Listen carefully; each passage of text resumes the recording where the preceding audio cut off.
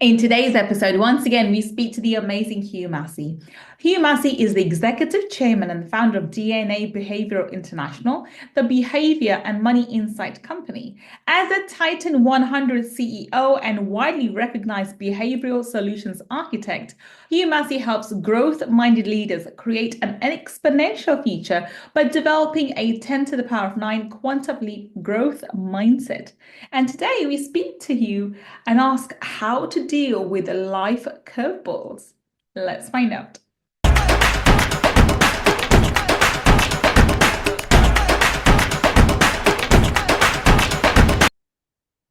Welcome. This is Gull, your money mindset expert. And today, once again, we have the amazing, we have the wonderful, we have the insightful Hugh Massie. Welcome, Hugh. Thank you, Gull. It's great to be with you. Thank you so much for coming back, Hugh. We had such an interesting conversation on Friday Feature. We had to have you back on Money Talkies. So, Hugh, everyone's heard your intro once again. Please, in your own words, tell everybody what it is that you do. So I am a behavioral solutions architect, and I help individuals and particularly businesses, growth-minded businesses, build behavioral strategies into to their products and services, into their plans, into their life, so that they can grow from more of an inside-out approach. At the end of the day, we're all human, and I believe in aligning who you are to what you do, and if you're in business, to who you are as a leader, to what your business is doing, to what you sell, to building better teams, better client relationships, better culture. That is ultimately what unleashes exponential growth. Fabulous. And today's topic is something that's very dear to my heart of late: how to deal with life curveballs. So let me ask you this question first. Hugh, why does life throw you curveballs? Why does universe go, let me throw this at this individual? I mean, you can think in your mind like 100 scenarios that could possibly happen, and this one thing you haven't thought of or couldn't possibly think of comes in your way. So why does that happen? Well, I think so going back to the grassroots of things, and I suppose my philosophy in life is that we're put on earth to find our calling. We come into life with there's some flaws in all of us. None of us are perfect, and I don't think any of us really come into 100% perfect situations either. And when I was born, 6 months after I was born, my father's diagnosed with a brain tumor. And my mother is right at that time pregnant with my younger brother. And, my father survives another eight and a half months. My brother's born 9 months later, like all kids are, 3 weeks after my dad dies, and I think that was a very shaping situation for me, and of course for my brother, who was just conceived. Different, I think, a different situation for him. But we're all born into situations, and that's what shapes us, and and this is why I do the work I do around DNA behavior. We are largely shaped in our behavioral style by the time we're 3 years old. That's coming from those early life experiences. But my journey then has been, it's up to me now, with that, dealt those cards, to go and make the most of it. And I think that's how I look at life, is that we're meant to find what our calling is, and to find the place where we can be the greatest that we can be. But of course, on that journey, once and that involves work to find that. There's going to be life experiences to find that, people that you meet. And once you are, you're traveling on a certain path, there will always be someone that wants to knock you off the stool, or there's a situation that you have to deal with because you might have attracted that in there. I think we were talking about bullying. Yeah. I think that from my younger age, because of the situation I was in, I was a bit smaller. I was chubby when I was at school. I was a lot more introverted. I wasn't as strong or as good at certain things as others. That opens you up to being bullied. And I think that in a way, your mental state can be almost, you expect it to happen and you attract it in, even though no one asked really to be bullied, but that's what comes. But part of your challenge is you've got to deal with that. And, you know, if I look at most situations that I've faced, when there's been a problem, it's generally come from being from bullying somewhere. I do see that. I think because I've attracted lots of narcissists in my life. My general tends to be I attract narcissistic relationships, you know, be it friendships, be it family members, be it some form. It tends to be around that. And if I go back and highlight it, that's been the earliest cause. Like the relationships that haven't worked out in friends, let's forget the romantic relationships, even in friendships, there have been narcissistic traits in that individual, and that's pushed me to the edge where I've eventually had to let them go. But somehow the reason I keep attracting that into myself. Yeah, and I think that you know, narcissists tend to be people that are all about themselves. They've got reasonably big egos. They would at least appear outwardly confident. You know, a lot of the time it's their way or the highway. You know, they can be demanding. It can be a very emotionally demanding, heavy duty type people. And there's others of us out there that in a way can be attracted to that person because we think that they're actually going to be good for us in some way, or their ability to sell something and their confidence is going to, and their ability to connect with people, because often narcissists do that, all of those things. It's going to help us grow in some way. And I think that I've been attracted to people like that too at varying points, because I thought, well, I'm very introverted and I need to be connected with people who are good at connecting with others. I'll hitch my wagon there to them, only to later be disappointed and to be manipulated, whatever. And they're thinking, well, Hugh needs me, therefore I can get away with that. But, you know, ultimately, a lot of this is about, you know, having confidence within yourself. And I think that's the key thing, is to 100%. You've got to believe in yourself. You've got to believe in your life journey, and that's why I think having clarity about your calling, and then even what I call a higher level of that is your identity. Once you're clear about that, then you can make a whole lot of decisions, and you're going to attract a lot less nonsense into your life. So then let's talk about this now. How do we actually deal with life curveballs? And I know when curveballs come our way, we doubt ourselves. We begin to question everything we've done. We even question, why wasn't I blind to this? You know, if we had a financial loss, or a friendship that's gone awry, or our relationships broken down, we keep blaming ourselves. Okay, what could I have done differently? What have I done? So how do we deal with it? What's the step-by-step process of acknowledging what's happened and then healing through it? I think the first thing is to, in some ways, is not to beat yourself up about it. I think that you could sit there and psychoanalyze yourself. yeah, and beat yourself up too much. But I think on the other side is to also not say that, or adopt the approach that I'm not responsible for this. That's just what the other person did. But you've always played a role. Like, I know that, for example, you know, when I first came to America, you know, and I invested in this company that was going to help me building my DNA business, and I think that you know, we helped each other, but eventually, one of them in the partnership within the company structure, the person who had control of it was taking out money out of the company for purposes that were personal, that he shouldn't have been.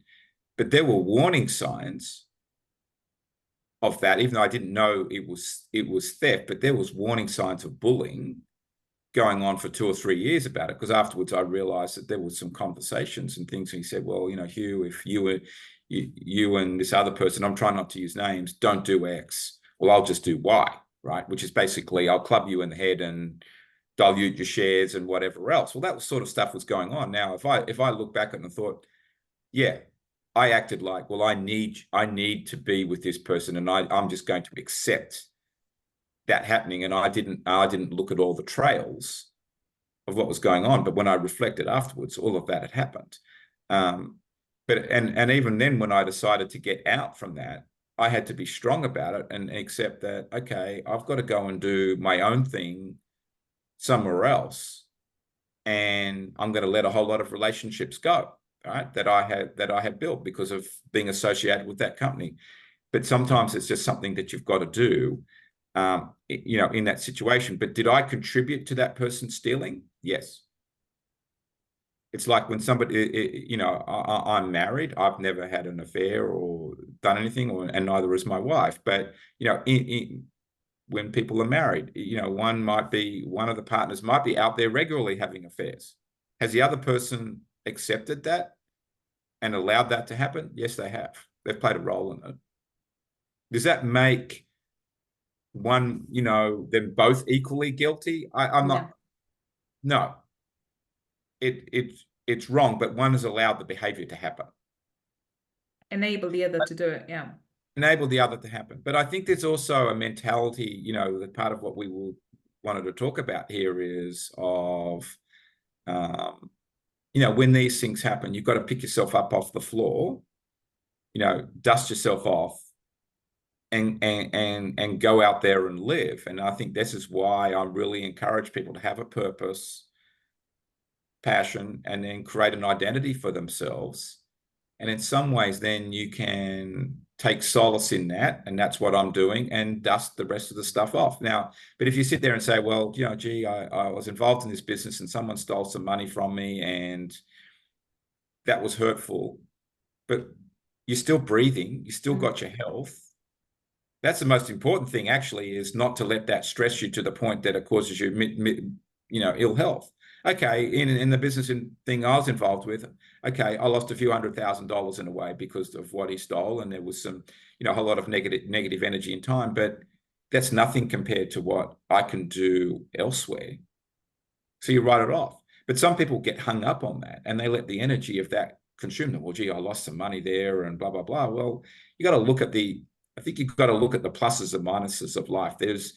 No one escapes without a loss somewhere, whether it's an emotional loss or a financial loss. The thing is to put yourself into your mindset and yourself into a place operationally, if you want to call it that, where you're winning more often than you're losing. Now, there are some losses, of course, Gull, that are far worse than others. Financial, yeah. Yeah, then financial. If this loss is a friendship that you've had for 30 years, or it involves something with a child or whatever it is, that's sort of like it's hard to replace. But you still got to work. I think you've still got to work on your identity, and make the most of the cards that you've got, and go out there and still keep on doing great things, contributing to the community. And if you've got a purpose, something you're passionate about, and you can define an identity, that helps you move past it, I think, more quickly. I think you just hit the nail on the head. I think a lot of the times people come into our life become ingrained into our identity. So yeah, I think the friendships we hold close to our heart, and the business partners or businesses we do, the relationships, I'm someone's wife, I'm someone's husband, I'm someone's mother, someone's father, someone's friend. Inadvertently, we do make them part of our identity. So one of my biggest part of my identity that I'm trying to adapt now is, I always say I'm a mother first, a businesswoman later. I didn't realize that would be a big hindrance to me, and it really has been. And I have to reassess that identity. I love being a mother. I love being a mother to unfortunately, recently one of my cats passed away as well. So my baby cat. So I was like, mother of 3 fur babies and 2 kids and whatever. That's my identity, and I would identify myself even on podcasts and everywhere, that's how I was. Now I have to change that. And I'm still a mother, but it should not be my defining element. And I think No, it's part this of the package, but it's not it's part of the package, but it's not the only part, if that makes sense. yeah.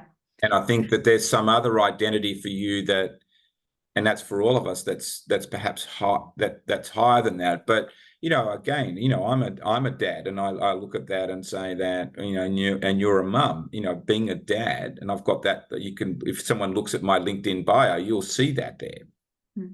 I'm not a father, I'm a dad, because I want to build an emotionally connected relationship with my kids. But I can only do that well if I am whole in everything. And I think that's the part. And you can't, I think as a human, it's natural to have fears, or it's natural to not trust ourselves 100% or have a lack of confidence somewhere. But when you get clarity about the whole you, and that I think comes when you've got an identity, then you can start to shut the fears out, right? And again, I don't know what's going to happen later today or tomorrow or whatever, but I've got plenty of pillars now for the foundations of my life, and that means I don't have to play victim to anything. It's like my dad died, right? Do I go around for the rest of my life making that an excuse that's why I couldn't do A, B, C, D? I would love to have had a father earlier in life who would have, taught me sailing and sports and other activities, or how to be a man, but I didn't, so you just got to take what you're given and go out there and do the most you can and be proud of it, right? And make him proud of you. That's, my attitude to it. But I also look at it that it was a gift that I was given, that my dad died. It gave me opportunities in some ways that I might not have had other way, in another way, because I think that if he'd lived, my life path might have been different. I don't know whether I would have been an entrepreneur. I think Possibly not, because I would have lived, I might have lived a lot under his identity, and that's something I had to break the shackles from. And maybe spiritually that's part of why he's not here. We don't know that. And I don't think that has to be totally answered. I think what we have got to answer is that I was provided an opportunity. And my opportunity was the talents that I have to go and be a pioneer, to be a risk taker, to go and do something that's human-centric in the world and have an impact. And I've learned again to define myself by the impact that I can have on people, not by what I make. And if I keep clear about those things, good things happen. I think it's about recognizing, and I say this thing all the time, everything's happening for you, not to you. And doesn't matter what life curveball comes your direction and how unexpected they may be, you need to hold on to that idea completely. And that can only happen when you have complete confidence in who you are, because certain things will happen and will shake you to your core. But you have to understand, okay, this is a test and this too shall pass. I just need to build that relationship with divine source energy and my higher self to know it's an not going to derail opportunity. me. Yeah. It's an opportunity to take. And, okay, sometimes these curveballs come because of a failed relationship. I had that with the guys that I came to America. In a way, I sacrificed a lot to come and help them build their company, and I was trying to build my own and whatnot. To find one stealing from it, not great, but it didn't send me packing my bag and going back to Sydney. No, I knew I had a whole lot more to do, and I'd go and do it. I had another friend that I probably invested a lot of energy in. He'd gone bankrupt in a deal which he'd explained to me that he was ripped off by somebody. I probably should have looked at under the hood a bit more as to what role did he play in that. Now I found out more about him. He wasn't as integral as made out, right? But I hitched my wagon a little bit there, too much, and that led to another problem coming up for me because of that behavior. But you got to look at it. I look back on it, and I look at, and this is a corporate governance issue. That not that I didn't commit a corporate governance issue, but somebody else did. And you have to. But I'm then associated. You have to face that up. But what learning lessons do I get out of that? Right. And that's an opportunity in a lot of ways. And some ways it brings you back onto what your path is meant to be. And, maybe, I sense that you've been going through, some challenges, but maybe there's an opportunity in there too. Once you get past looking at saying, well, this is not really pretty, or what I wanted to happen, or, I wanted to be super mum, but here's an opportunity that I've got to maybe go and help a lot of other people, et cetera, and bring that into your whole being, because Gull, I think that's what we've all got to look at, is that we're all human beings. Yeah. We've all got some flaws and gaps, but we all have flaws. Yeah, no one's perfect. No one's meant to be perfect. Otherwise, why would you ever grow? There's no room for growth. Right, and we've all got great strengths, and I think it's just finding that, and we're meant to endure some of these circumstances to go and make the most of ourselves, and that's what it is. In some ways, it can sound ruthless too and cold, especially when you're going through it. Yeah. Yes, it can sound a bit that way, but it's compassion is also important. I think you've got to have compassion for yourself and the other person, but sometimes that's also letting something go, right? And whether that's letting clients go, letting a family member go, letting a friend go, that might be sometimes it's part of the journey. I agree, but you can still love them. And this is the thing, even with a person recently that I've had a problem with. The last time I saw him, I gave him a hug and I said, I love you. But I also knew probably that might be the last time I'd ever see him, because his energy just cannot be in my world. 100%. I think the first thing and I love what you just said, was when life throws you curveballs, it doesn't mean that universe or divine energy is against you. It is creating opportunities, even though it's sometimes really, really hard. And you do question, like, what is this going on? Or how can you ever let this happen? And we're all humans. We are all prone to that kind of, why me attitude sometimes, every now and again. Even for a short period of time, it does come in. I mean, no one's perfect to be 100% on track all the time. But it depends on how quickly you gather your resources yourself and your strength to say, okay, it's happened. What's the opportunity in this? What am I meant to learn? What can I learn, and how can I move forward? Yep. And how can I prevent this from repeating into my life again, in terms of learning the lessons now rather than having the universe to repeat the lesson time and time again? I think that's probably the way forward. And I think I do believe we have this concept in Islam, that God never takes away something from you without giving you something better in return. So there's always something more that's supposed to come back to you. You just don't see it at the time. And there's a blessing in every adversity. You just don't see it at the time, or it shows itself later on when you look back in hindsight. The purpose or the reason for that. I think that's I think that while that might be there in Islam and that's a learning, I think that's a reasonably universal principle that we all can live by, and the greatest challenges that you get faced with are your opportunity. Because yes, because in some ways a door closes and it allows another door to open up.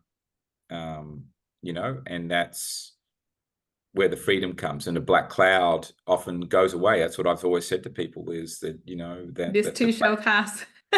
Yeah, and yes, and there will be sunlight, and I think that's for you sometimes. Then, as the human, is to adjust your mindset to start looking in a different direction, or I've got to play in a new playpen somewhere in something to create new energy, because this is all energy, but at the same time, I think that part of learning to deal with these things is to is to look at, okay, how did some of these things come, and what are the warning signs, and confront them early the next time. If somebody says something and you think, you energetically know that's not adding up, it probably isn't adding up. Or if someone's behaving a certain way, yep, they're not in alignment, keep away from them, or that's an issue that's got to be addressed, depending on the context of the situation. That sounds hard, but that's what you've got to, that sometimes is what you've got to do. I agree. Not everything has to be coldly done. You can do things with compassion, which is a learning lesson too. But I think that again, the more you get that clarity and personal confidence, you'll just start to do those things. Yeah, and I think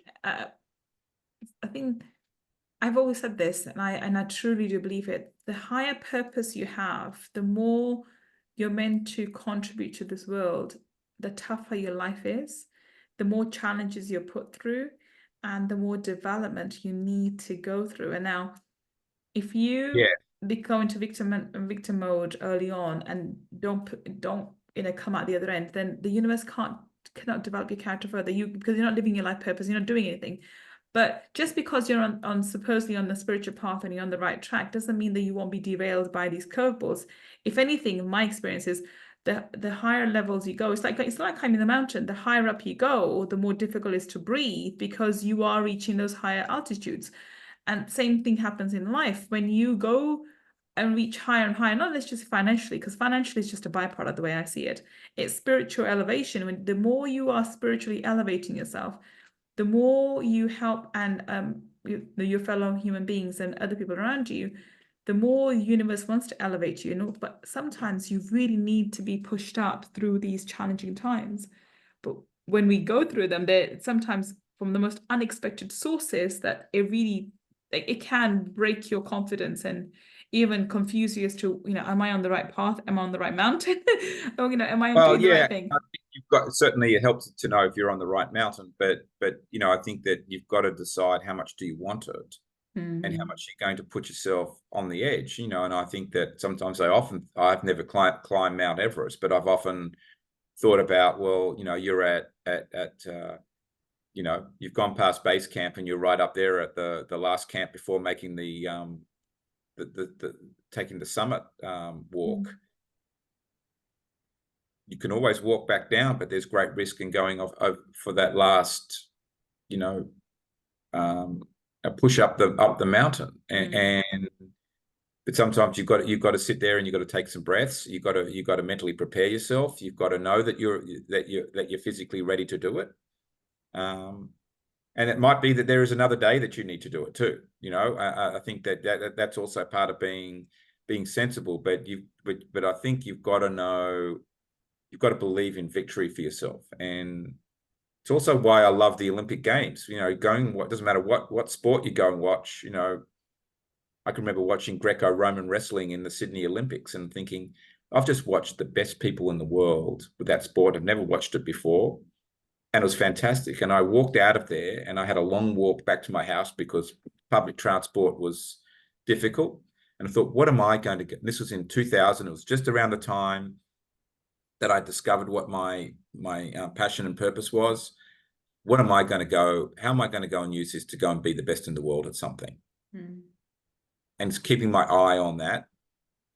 And and then along the journey in the last, 24 years, there's been situations that I didn't expect to happen, or taken me off the game a little bit. But I've always come back to, my true north, if you want to call it that. And that's what's held me strong. And you've got to believe in yourself from that. So what I'm understanding, and as we sum up this episode, is the way to deal with curveballs is, and they can come at any time, and they are unexpected, and most likely if it's a curveball, it will be unexpected and unexpected source.